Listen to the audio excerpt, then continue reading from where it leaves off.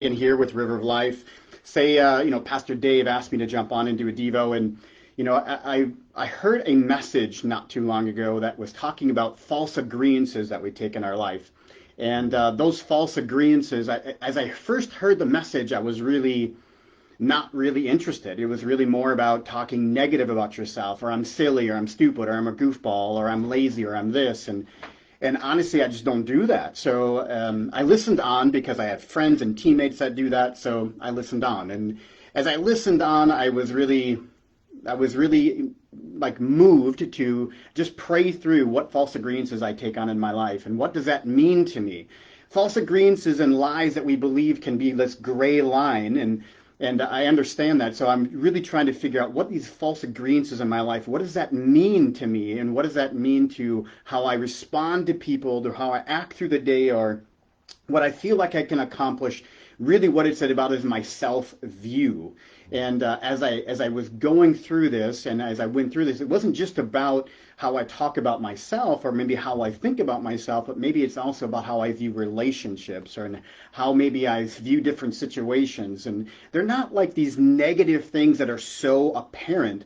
They're the slippery little tiny false agreements that sneak in and tell me something about myself, or how I think about something, how I react to something.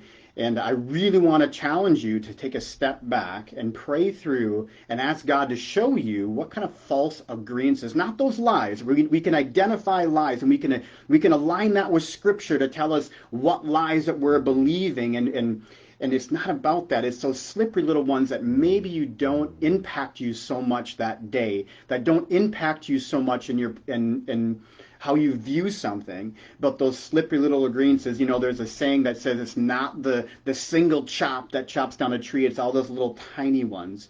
And I see that happening in my life, and I saw me taking on these agreements, and I had this conversation with my wife after I met with this gentleman, and I was at home talking with my wife, and we were talking about if I saw myself as a good person. And I'm not going to get too heavy here on what that means, but as I really had a hard time seeing myself as a good person, because it's not the big things in my life or the big wrongs that were put up against me that I had a problem with forgiving, whether it be trauma from my past, or something that was major. That was easy for me to forgive, right? That was easy for me to move on from.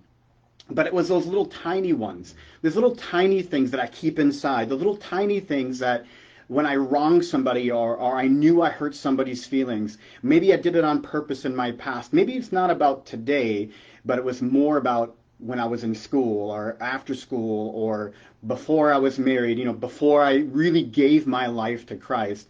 And I remember those things. So, and seeing those things, I know I have to let them go, but those are tiny little slippery agreeances in my life that I saw that maybe that equaled me not thinking I was a good person. And I know that that can sometimes be hard for people to see, hard for people to recognize, or maybe it just doesn't, you don't think it applies to you.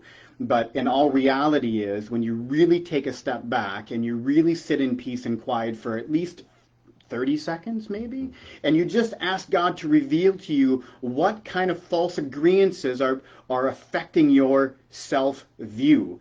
And that's what happened with me, is I really wanted to see more about why was I not thinking I was a good person? Not based on what I would do, because it's not the actions that I was taking. It was really my own personal self view when I looked inside. Why was I not thinking that? And I started coming up with all these tiny little false agreements that I noticed, and about maybe how I reacted to my neighbors, or how I reacted to different friendships, or why I didn't want to engage in different friendships. Maybe because I thought I was more just needed to be distant because of all these little false agreements in my self view. So as Pastor Dave asked me to talk about this, there were so many things that came to my mind, but this stood out to me to say, okay, what's the difference between a lie that I'm believing and a self-agreeance and a false self-agreeance? And the major thing is that I want to share, and what God really put on my heart is those small self-agreeances are not so apparent and noticeable like a lie would be. A lie is something that somebody can say to you and look at you and say, that's a lie, don't believe that. That's a lie from the devil, don't believe that. But self-agreeances, they're just not as apparent. And you do need somebody, you do need God to influence you, to put that on your heart and ask forgiveness for those self-agreeances and move on from those negative or those false agreeances, those negative agreeances that you accepted in your life. So I wanted to share that. There's so much more to this that I can unpack. Pastor Dave gave me exactly 6 minutes, and I'm coming up on 6 minutes right now. So I'm going to step away, but I want to say thank you so much for allowing me to share this with you today.